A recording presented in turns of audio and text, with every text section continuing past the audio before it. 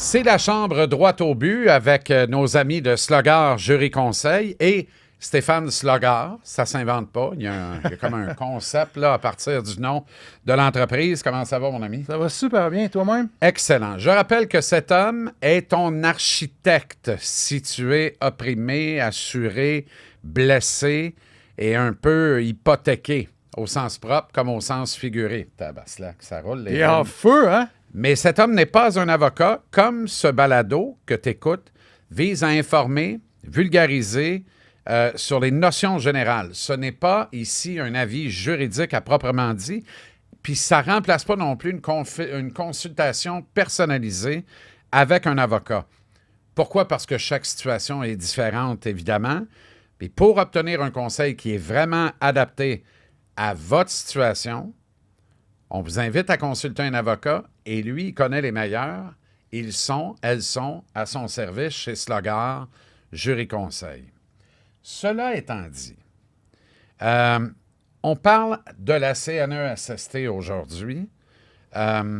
Lorsqu'un employeur conteste. Exactement. C'est la clé aujourd'hui pour l'épisode.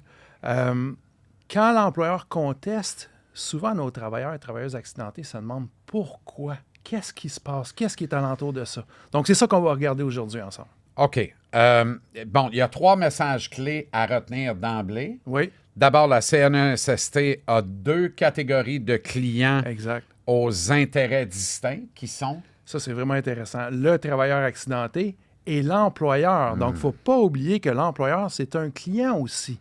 Mais avec une réalité très différente, on va aborder ça en profondeur aujourd'hui. Parfait. Une contestation d'un employeur, c'est souvent financier et rarement personnel. 100%.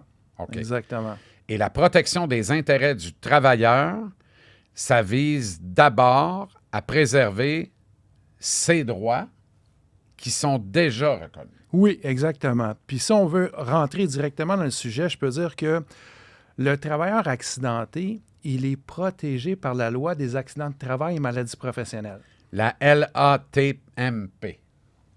Vraiment. Loi des accidents de travail et maladies professionnelles. Exactement. Parfait. Exactement. Puis l'employeur, lui, bien, on l'a déjà dit dans un épisode antérieur, il paie les primes d'assurance. Donc, à chaque fois que l'employeur paie 100 $ en masse de salaire, il paye 1,48 à la CNSST en moyenne. Donc, 1,48 précisément de la masse salariale. En moyenne, parce que quand il y a il y a des variables. Il y a des grandes variables. Un employeur qui est dans le domaine, exemple, de la maçonnerie, quand il arrive des accidents de travail importants, ça coûte plus cher. Donc, lui, à chaque fois qu'il paie 100 $ de masse salariale assurante, ça peut coûter quelque chose comme 18 à 20 $. Wow. OK? Donc, c'est une grande différence. Puis, un emploi de bureau, ben, ça peut coûter 88-90 sous du 100 $ de masse salariale assurante. Et tout ça converge vers une caisse d'à peu près 3 milliards par année. Hein? Exactement. Donc, j'insiste là-dessus. Société, la CNESST. Oui, puis j'insiste là-dessus parce que quand tu as un accident de travail, puis ton employeur conteste, tu te dis, mais pourquoi? C'est arrivé au travail, c'est vraiment arrivé là, qu'est-ce qui se passe? Bien, c'est ça qu'on va pousser aujourd'hui, c'est ça qu'on va regarder. OK. Alors, distinction dans les lois. Donc, loi sur les accidentés du travail et les maladies professionnelles. Ça, oui. Ça, alors c'est les là, tu as règles. l'indemnisation, la réadaptation. Exactement. Bravo. OK. Puis qu'est-ce que la LSST? La LSST, c'est la prévention. C'est des fois, les gens se posent la question, mon employeur a pas nécessairement mis en branle une mesure de protection qu'il aurait dû faire. Là, je fais quoi avec ça? Bien, il y a des inspecteurs en prévention des accidents de travail qui existent. Mais les inspecteurs en prévention des accidents, eux, sont régis par la loi sur la santé et sécurité au travail, la LSST. Mais quand on est un travailleur accidenté, c'est la LATMP, qui sont les règles du jeu. OK. Puis la CNESST, elle, c'est important de retenir ça, n'est pas juge et partie. C'est pas un arbitre émotionnel. C'est un régime structuré par des règles strictes, par une loi, par la loi. En fait. Oui, puis qu'est-ce qu'il faut savoir, c'est que la CNSST, c'est en fait l'assureur qui administre le régime. Donc, c'est elle qui prend des décisions reliées aux accidents de travail, entre autres. OK. Nous, ici, on s'intéresse à la division de la santé et sécurité au travail. dans la CNSST, il y a d'autres éléments, mais ce n'est pas l'objet du podcast Droit au but. Et quand on doit s'adresser à la CNESST, est-ce qu'on s'adresse à un seul ou une seule individu ou un groupe d'individus selon la situation? Autrement dit, là, tu parles à une personne qui hérite de ton dossier, tu sens que ça colle pas, là, ça marche pas pantoute. Ouais. T'es-tu fort-balle ou cette personne-là ne sera pas toute seule, a des comptes à rendre, puis peut-être qu'une autre personne... Ce qu'il faut savoir, c'est que dès que l'accident de travail survient, quand on remplit le formulaire réclamation du travailleur puis qu'on envoie ça à la CNSST, ça s'en va au département de l'indemnisation. Donc, la personne qui va traiter ça, c'est un agent d'indemnisation. Cet agent d'indemnisation va étudier la documentation et va rendre une décision. C'est sûr que si on ne s'entend pas tellement bien avec cet agent-là, oui, dans l'équipe, il peut y avoir d'autres agents, mais le meilleur conseil ou la meilleure suggestion, dis-je, que je devrais vous faire, c'est organisez-vous pour vous entendre avec eux et elles, parce que ça peut être complexe de les changer. Même si ces gens-là ont des chefs d'équipe et tout ça, la façon la plus simple, c'est on soumet ce qu'on a à soumettre et si la décision ne fait pas notre affaire, il y a des mécanismes qui sont prévus pour demander en révision, entre autres. OK. Donc, avec l'agent d'indemnisation. Oui. Mais est-ce qu'un conseiller en réadaptation peut faire partie de la décision? Pas dans cette décision-là. Okay. Ce qui est intéressant dans ce que tu dis, c'est qu'il y a au niveau de la CNSST un département d'indemnisation. Le département d'indemnisation vont traiter de l'indemnisation de la personne accidentée, des soins et des traitements, bref, tout ce volet-là. On a expliqué dans un autre épisode antérieur qu'il y a un processus médical. Dans le processus médical, on sait qu'il va arriver à un moment donné quelque chose d'important, dont les limitations fonctionnelles. Puis le deuxième agent décideur à la CNSST, c'est le conseiller en réadaptation. Donc, on en a deux. L'agent d'indemnisation pour le début du parcours, puis le conseiller en réadaptation quand il est question de limitation fonctionnelle, capacité de travail, décision d'emploi convenable, comme on a expliqué dans l'épisode 4. Ce qui est important de retenir, c'est que tu peux contester une décision comme travailleur qui ne fait pas ton affaire. Mais ce qui est bon pour Minou est bon pour Pitou. Oui. Parce que l'employeur peut aussi contester une décision qui te serait favorable et que lui considérait qu'il en est lésé. Exactement. Puis là, aujourd'hui, dans l'épisode 5, on est sur pourquoi l'employeur conteste. L'employeur conteste simplement parce que c'est un droit qui lui est permis. Donc, toutes les décisions rendues par un agent de la CNSST, que ce soit l'agent d'indemnisation ou le conseiller en réadaptation, toutes ces décisions-là peuvent faire l'objet d'une demande de révision. Donc, il faut savoir que le travailleur peut demander révision, mais l'employeur aussi. Bien, quand le travailleur demande révision, c'est souvent que la décision ne fait pas son affaire, qu'elle n'a pas de sens pour lui. Donc, il fait ça. Quand l'employeur demande révision, souvent, c'est une question de protection d'intérêt, puis essayer d'imputer l'ensemble des employeurs du Québec plutôt que son dossier employeur à lui. L'exemple que j'aime prendre par rapport à ça, c'est, on a tous, ou à peu près tous, des assurances habitation ou des assurances pour la voiture. Quand on fait une réclamation à la compagnie d'assurance, bien, il faut s'attendre que les années subséquentes, qu'il y aura une augmentation de la prime d'assurance, ça fait partie du mécanisme. Ouais. Donc, ici, ce qu'il faut savoir, quand on est un travailleur accidenté, qu'on touche des indemnisations, mais ces dollars-là sont chargés au dossier de l'employeur. Donc, les années d'après, ça se peut que sa prime CNSST augmente.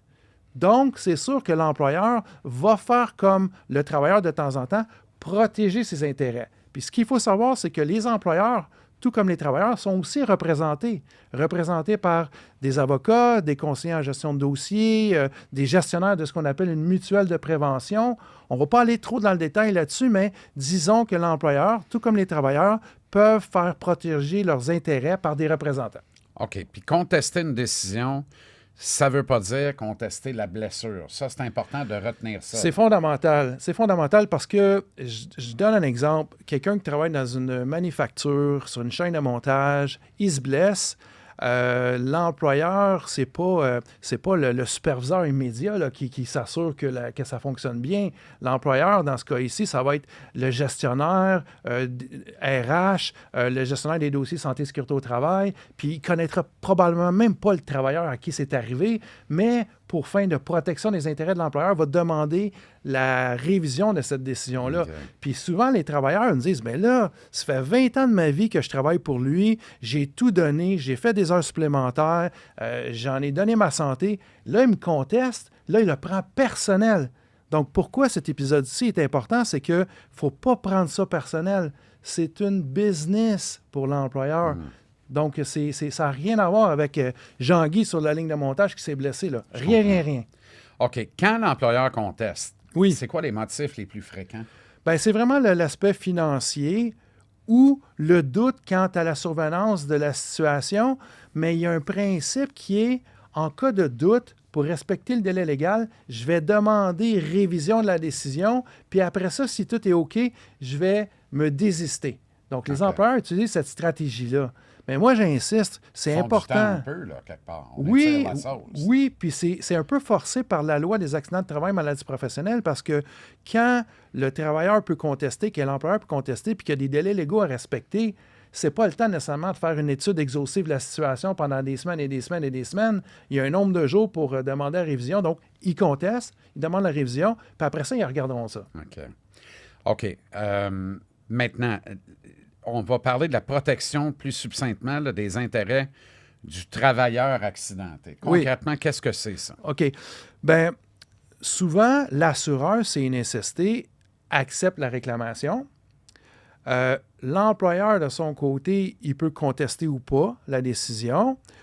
Le travailleur va avoir une décision, mais il va dire « Je demande quand même révision parce que je vais protéger mes intérêts. » Ça veut dire quoi? C'est que ce que la CNSST m'a reconnu, je veux protéger ça, je veux que ça continue à être protégé, même si l'employeur conteste. Donc, la protection des intérêts, c'est s'assurer de maintenir ses acquis. On n'est pas dans une bagarre pour faire reconnaître quelque chose qui n'a pas été reconnu. On est dans une stratégie défensive, comme au hockey.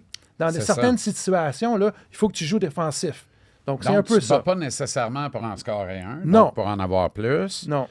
Mais tu t'agis pour ne pas t'en faire scorer un. Exactement. Tu agis pour ne pas perdre et faire reconnaître ce qui est déjà reconnu. Oui, parce que qu'est-ce qu'il faut savoir, c'est que quand l'employeur demande révision d'une décision, bien, à ce moment-là, le dossier va aller en révision administrative et il y aura un représentant qui va faire valoir les points de l'employeur. Un filtre. Bien, la révision administrative. C'est ça, un filtre du système? Je te dirais que la révision administrative, c'est un processus où il y a un deuxième employé de la CNSST qui va se pencher sur le dossier pour rendre une nouvelle décision. Mais prenons le cas de notre personne qui travaille en manufacture, notre Jean-Guy qui s'est blessé. La décision est acceptée. L'employeur conteste par protection des intérêts. Le réviseur va regarder ça d'un peu plus proche puis il va émettre une nouvelle décision. Mais ce qui est important, c'est que en protection des intérêts, il va vouloir se faire représenter, Jean-Guy, pour pas que l'employeur dise n'importe quoi non plus. Okay. Parce que là, on peut impacter le réviseur des deux façons. Si on ne conteste pas, bien, on laisse l'employeur dire un peu ce qu'il veut ou le représentant de l'employeur dire ce qu'il veut, puis il y a une nouvelle décision qui est rendue, puis on peut être pris avec quelque chose qui ne fait pas notre affaire. J'imagine que ce système-là est conçu essentiellement pour gérer des accords. Absolument. Que tout est prévu dans ce système-là et dans ces lois-là pour bien arbitrer un désaccord. Oui, moi, ce que j'aime dire, c'est que la loi des accidents de travail et maladies professionnelles, par sa définition, elle met en opposition le travailleur et l'employeur. OK? Pas de façon délibérée, pas de façon volontaire, mais parce que les intérêts des employeurs sont différents des intérêts des travailleurs. Donc, effectivement, le processus de révision administrative, c'est un processus qui permet aux deux parties de faire valoir leurs points. Ce qu'il faut savoir ici, c'est pas une audition. C'est par téléphone, par écrit, tout ça. Donc, on ne rencontrera pas le réviseur, mais on va soumettre nos observations, nos commentaires. Exemple, nous autres, chez Slogar Jury Conseil, quand on représente quelqu'un en révision administrative, bien, notre avocat va faire valoir ses points, va expliquer son point de vue. Puis, l'avocat du côté de l'employeur va faire valoir ses points aussi. Le réviseur va émettre une nouvelle décision. Puis, si une ou l'autre des parties n'est pas d'accord, ou si les deux, là, à ce moment-là, ça peut être contesté au tribunal administratif du travail et c'est là qu'il y aura éventuellement conciliation et audience.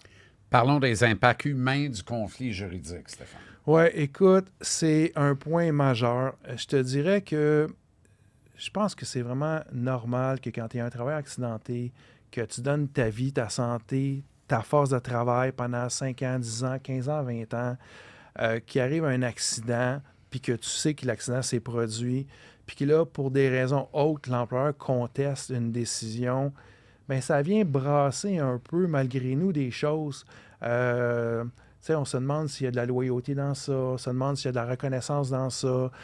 Puis le point majeur aussi que j'ai comme le goût de mentionner, c'est, si avant l'accident, il y avait des petites tensions qui existaient entre le travailleur et l'employeur pour d'autres raisons qui n'ont rien à voir avec ça, de temps en temps, cette situation-là vient amplifier ça avant. Donc, moi, je m'adresse à vous qui avez un accident de travail. Soyez conscient que c'est rien contre vous personnellement que l'employeur demande révision d'une décision.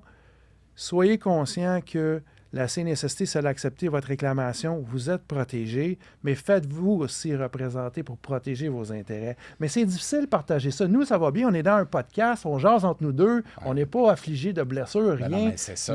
C'est facile de tout mélanger, mais il faut juste tout le temps respirer profondément et garder en tête le conflit, il est juridique, malgré que les impacts soient profondément humains. Exactement. Puis moi, ce que je dis, c'est il faut vraiment prendre un bon coup de respiration.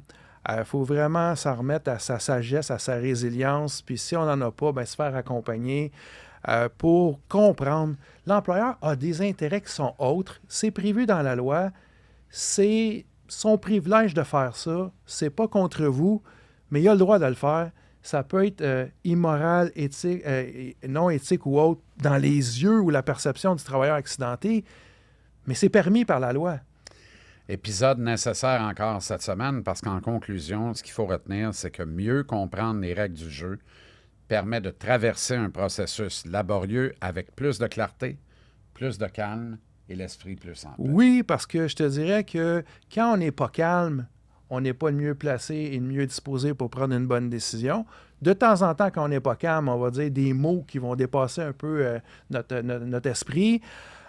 Puis c'est une situation potentiellement explosive si une partie et l'autre respire pas par le nez, comme on dit.